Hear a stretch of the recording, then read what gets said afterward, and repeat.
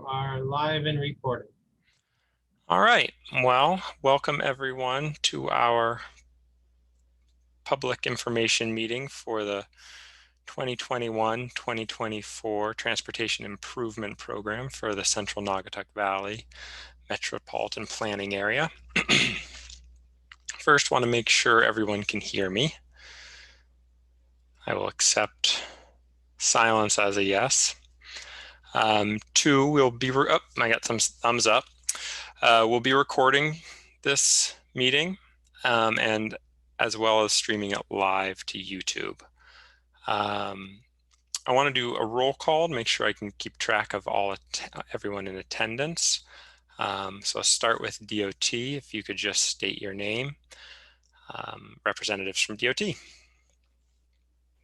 Good evening, Christian. This is Rosie Tuka. I'm the supervising planner for the STIP unit. Hi, Rose. Hi. Hi, I'm Ryan Gardner, and I'm a Connecticut career trainee in the STIP unit. Welcome, Ryan. And representatives from the Naugatuck Valley Council of Governments, myself, Christian Meyer. Richard Crowther, GIS analyst. Gabriel Filer, transportation planner. All right, so we don't have any members of the public in our meeting per se. As we are streaming to YouTube, I will go through a short presentation on the TIP. Then if anyone chooses to join to ask questions, we can address that at the end of the meeting or at the end of the presentation and go from there. So first, let me go over the geography of the projects that are included in this transportation improvement program. This is for the Central Naugatuck Valley Metropolitan Planning Organization, which has a 15 town and city municipality membership and makes up the northern portion of the Naugatuck Valley Council of Governments. The 4 towns that are part of the Greater Bridgeport Valley MPO will be having their public information meeting tomorrow night through the MetroCog. So anyone interested in attending that meeting should go to their website for meeting details and credentials to sign in. The Transportation Improvement Program is one of the 2 major documents MPO puts together in terms of programming of new transportation projects. The first one being the long-range metropolitan transportation plan, which has a longer vision in nature, looking 20 to 25 years out. We approved our MTP for the Central Naugatuck Valley in 2019, and that will be active for several years. Given the long-term nature of the Metropolitan Transportation Plan, it is often somewhat difficult to have a clear idea of programming. And while it is a financially constrained document in that we cannot put all our hopes and wishes into it, it is through the Transportation Improvement Program that we get a much clearer understanding of what will be programmed and what will actually be delivered on a shorter term 4-year schedule. So while both plans are part of the same planning process, the TIP, or the Transportation Improvement Program, has a much more certain financial horizon.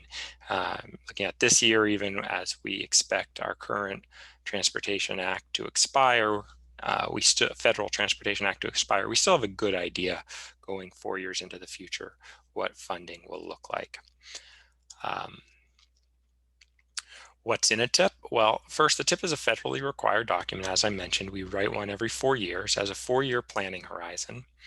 And while we come together and write the TIP every 4 years, it remains a living document with ongoing amendments and ongoing amendments to the document as is needed or as funding requires. It is created through a collaborative process with the Connecticut Department of Transportation. And as I stated, one of its key attributes is that it's financially constrained. In the Central Naugatuck Valley TIP that we are discussing tonight, there's approximately $1.1 billion needed to implement the list of projects. And this number includes a lot of statewide projects or multi-region projects. A good example of this would be the Metro North line, which goes into our region through the Waterbury branch. Many of these projects on the main line are very expensive, and while they do aid Connecticut residents entering and exiting our region, they aren't necessarily what we would think of a project that is occurring locally.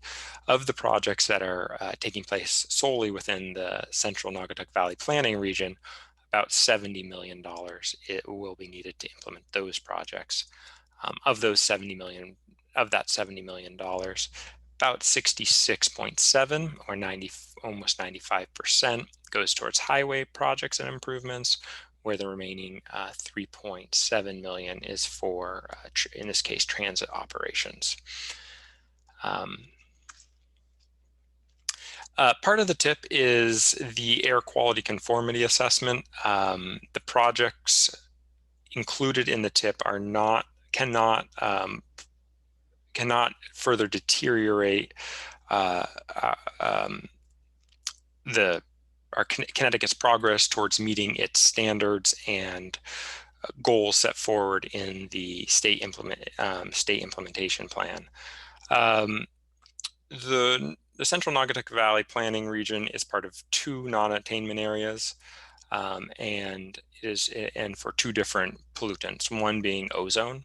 Under ozone is both part of the New York, Northern New Jersey, and Long Island non-attainment area, as well as the Greater Connecticut non-attainment area. There are currently two standards in place for two ozone standards currently in place. One, the 2008 standards, which we've been working to attain over the last several cycles. In both non-attainment areas, we're classified as under serious. Now, this is an escalation from past assessments, and this has to do with not making previous set goals. Under the 2015 revised standards, which are actually more stringent, in the New York, New Jersey, Long Island non-attainment area, we're classified as moderate, and in the Greater Connecticut non-attainment area, classified as marginal, which, as you sound, are lower levels of non-attainment. But because these are new standards that we're only beginning to work towards, there have been no negative sort of demerit, so to speak. That being said, the current program of projects had to show that it would fall below the allocated budget agreed upon by CTDP and the federal EPA. And that budget is tested using the TIP must pass the emissions budget test using the motor vehicle emissions budget that has been found to be adequate by the EPA for transportation conformity purposes. This means that the projects are entered into a transportation model, demand model, and run and compared at the emissions that any new projects would either create or reduce, whether it's adding new buses to the road or versus adding additional lanes, and shown to be below that budget. The second air quality pollutant that we have to meet is the PM 2.5, particulate matter 2.5. Again, this is measured in microns, and a particle of PM 2.5 is roughly a 30th the size in diameter as a human hair. So these are very small particles that are created through combustion generally, that can enter into the human body through the lungs and even into the bloodstream. Effective October 24th, 2013, the Connecticut portion of the multi-state PM 2.5 non-attainment area was redesignated as attainment maintenance. And just as with ozone, it must pass its motor vehicle emissions budget, which is shown to do so, as is represented in the TIP. I have not provided those charts today, but anyone who has reviewed the TIP, feel free to ask further questions based on those charts and graphs. With that, my only purpose was to help lead the group and introduce any questions for anyone who may have them.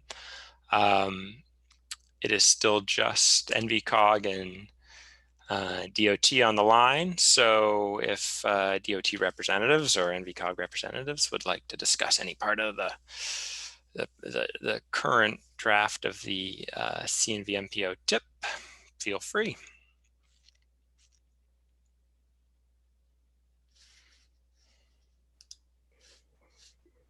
That was a very nice presentation. Very nice, actually. Thank you, Rose. Very nice. Putting it clearly to a layman's term. Very nice. Have you had your public outreach meeting, public information meeting yet for the STIP? I did not mention that the TIP will ultimately become part of the state transportation improvement program, as will the TIPs from all the other MPOs in the state.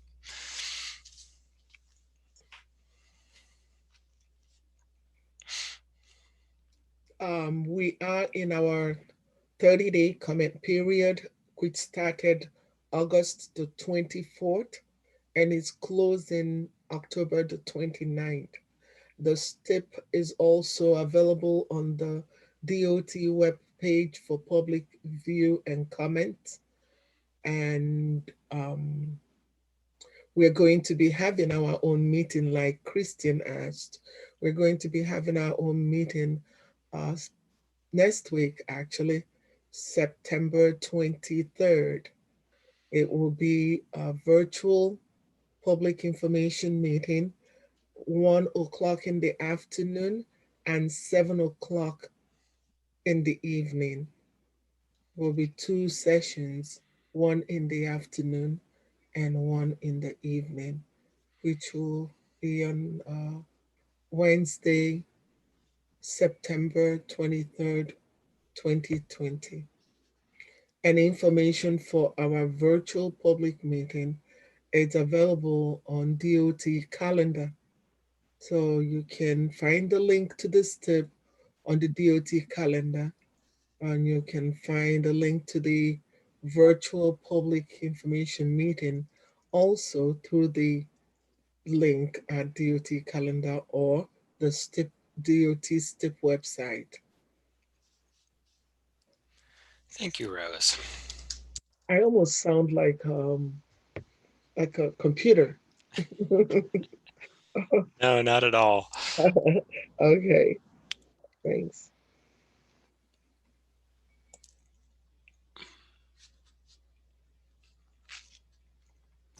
And in case you were wondering, you have 0 viewers on YouTube. Okay. Thank you for filling in. I just assumed we had a multitude of viewers just out there on YouTube watching, tuned in. You have 1, but it's just me watching, see if there's any watchers. Maybe I should sign in too. It's interesting, even with the Republican American newspaper, we still didn't get a turnout. Yeah, it's unfortunate, but we generally haven't gotten turnout for these meetings, whether it's even the Metropolitan Transportation Plan or the Transportation Improvement Plan or program. Let me think. Sometimes the regional POCD will attract attention, but generally we haven't got a lot through our transportation planning process. MetroCog, I think they have some interest, some motivated cyclist groups that will often attend their public meetings. But yes. Well, since this is being recorded, I might as well plug in that our new Deputy Commissioner, Garrett, is very much active in increasing public participation. And he's willing to try different things to increase the awareness of the availability of the STIP online and the need to get public to participate in these meetings. So Yeah, yeah. the next year or next time we update the STIP, there will be new ways. We're looking to explore new ways to reach the public regarding these meetings. That's great. That's great. I mean, I think in our case, I'd like to see really lean on the metropolitan transportation plan as a nice point of articulation, really to engage the public, because it is more of a visioning document. By the time we get to the tip, we're already saying, well, 3 years from now, we have the funding lined up, we're in preliminary design, we've gone through project development. It almost seems like we're coming into it a little late at that point. But if we can get people really early on. The important thing that they need to realize, though, and that's what we're trying to get to their attention, because what you're saying is what they think. Mm-hmm. You need to remember that if your MPO does not vote this into their tip, it won't go any further. Of course. So it's not really a late for public to participate. Oh, never too late. No, It's for public to be aware of what's going into the tip, because this is the only avenue for the project to receive federal funding, and they need to be involved in it. Maybe look at it and say, these projects need to get into here. Why is it not here? And then they will push for it, or also let us know what they are thinking regarding their area, so that next year, when everybody is sitting down drawing the picture, they will have the public's view in mind. Yeah. So it's never too late for them to participate, like you said.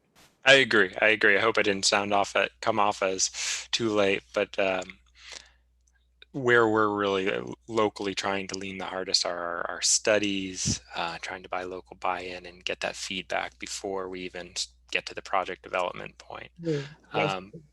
But yeah, if we could get people to come out to the meetings, sound off with their elected officials who vote on these projects, that would be great.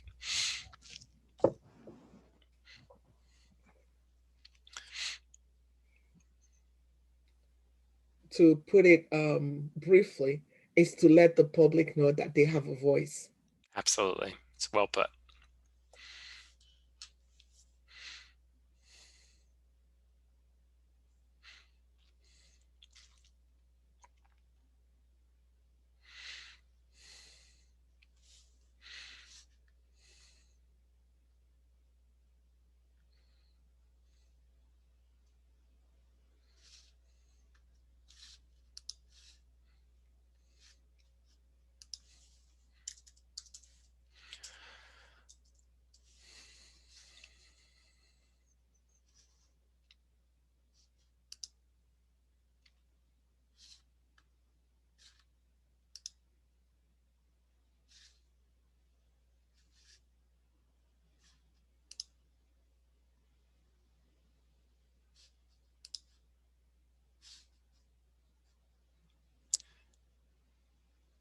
Do we have any more viewers now, Rich?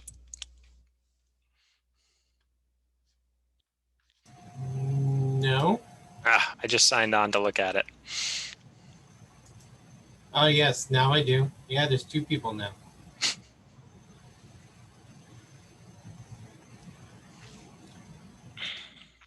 So one thing we are finding, Rose, is that with the reliance on virtual tools, in some ways, we've been able, it's forced us to learn a lot about how to use some of these things that maybe in the past we had not bothered with because we had live meetings or live public information meetings, that I think ultimately may give us more leverage going forward in bringing in more people into the process, where they can be either listening from home or commenting on a digital platform. Again, especially on ongoing studies or projects in a specific geographic area. We're hoping that we can actually improve our public engagement by using, even though we're not having in-person meetings. We were expecting a lot of participation, but I think this is a good thing. We need to reevaluate the system of outreach, because is it because they don't know that the Zoom or the virtual meeting is available, or did we why? Because this is as easy as connecting through your cell phone or Yeah. your iPad, and everybody's doing Zoom. So I'm hoping that going forward, before the next meeting, we, like I said, the Deputy Commissioner Garrett is committed to looking into how do we do this better? How do we reach out to the um, to the citizens, to the public, and let them know?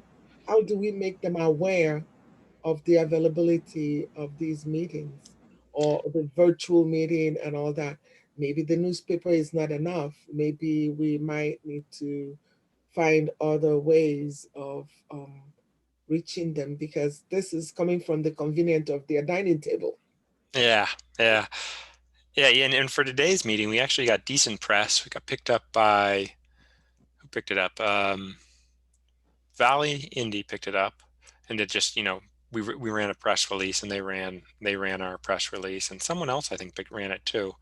So we, in addition to just the paid advertising we put in the Republican, American, and La Voz for a Spanish-speaking paper, we also got picked up in just sort of regular circulation. So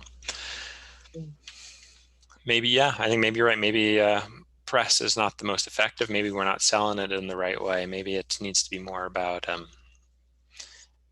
having their voice heard.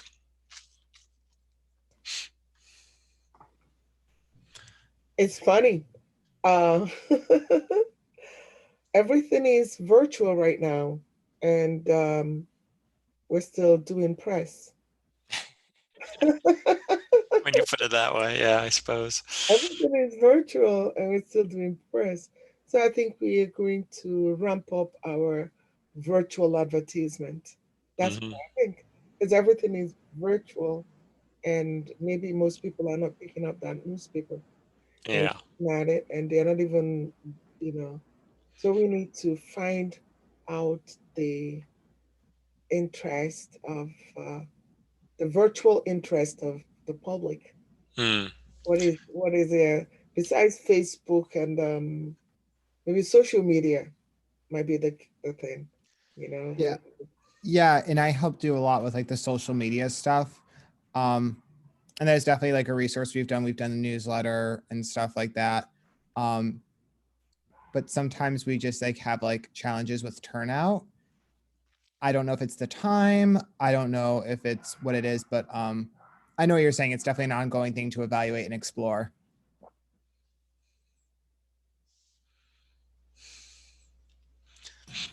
Maybe everybody just thinks it's perfect and they don't need the comment.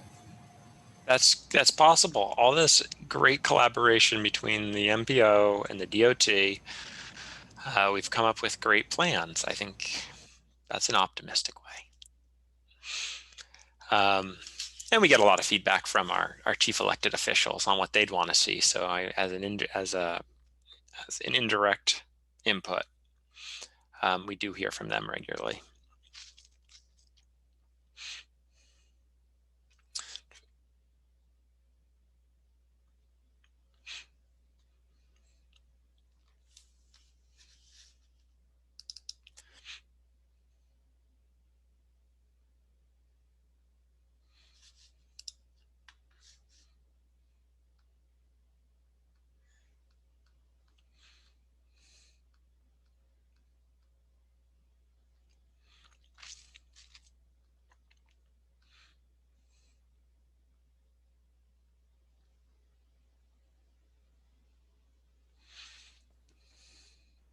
On a side note, Is that a dog, a donkey, or The donkey. a Yeah. miniature donkey? Yeah. This is not a permanent location where I even have my my remote office. That was a gift my sister gave me years and years ago. You always worry about having your personal space as your backdrop. You can see all your little tchotchkes.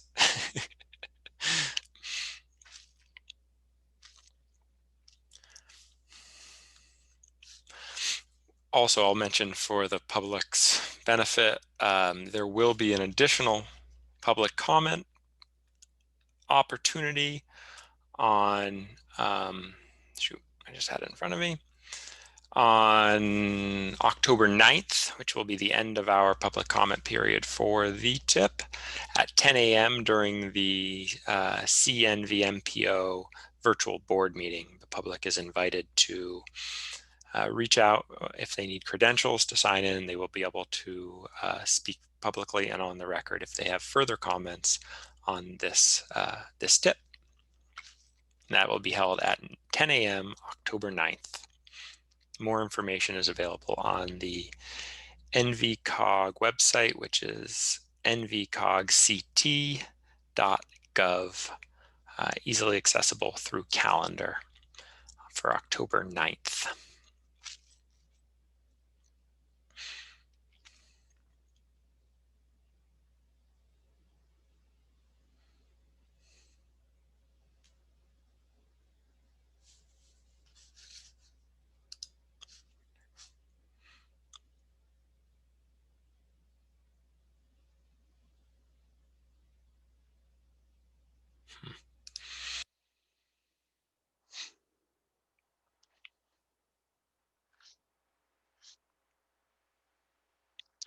I'll let this go until about 5:30. I think then we can wrap it up, given we've had no new participants on either the meeting or the, what did I just do?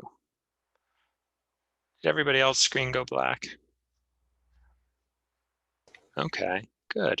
Just yours, that area.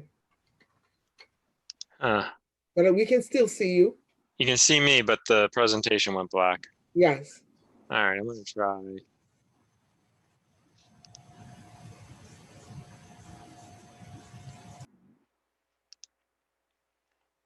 There, now it should have gone into edit mode.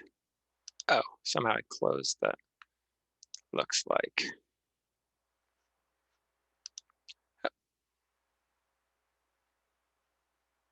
Okay.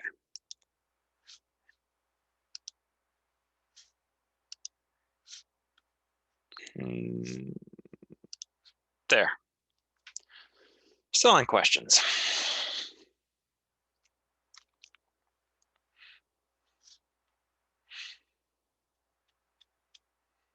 Will you be at the meeting tomorrow, Rose, or will someone else from your department or your unit be joining? Sarah might be at the meeting tomorrow. Okay. Yeah, Sarah. And it's in the daytime, right? Theirs is a little earlier. It's 4:30, I think, instead of 5. Oh, MetroCog. MetroCog, yeah, that's right. Hold on, let me confirm that. Oh yeah, I think it's me. Hold on a minute. MetroCog. Sorry about that. There's a lot of meetings.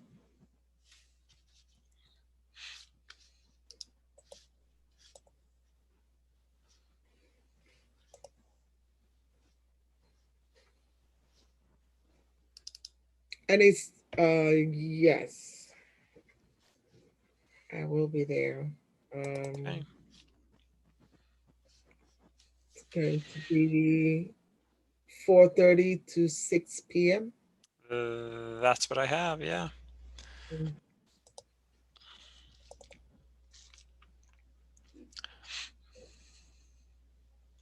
Our meeting was just scheduled to start at 5. We didn't have a duration.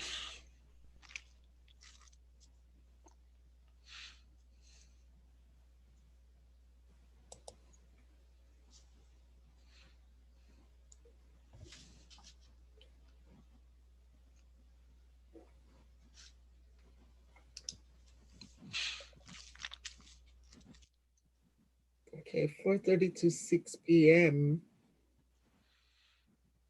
And what is starting from 6 to 7?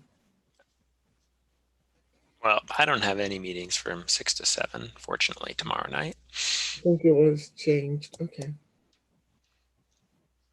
Okay. Okay.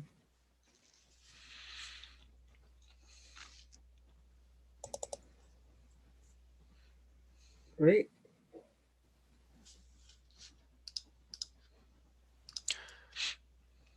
All right. Well, it's 5:30. Any last comments for the record? Very good. And I really like your presentation. Again, it's very nicely done. And I thank everyone for attending, and some of you I'll see tomorrow night at MetroCog's virtual meeting. Okay, thank you. Thank you Have a everyone for great coming. one. You have a good evening. Thank you.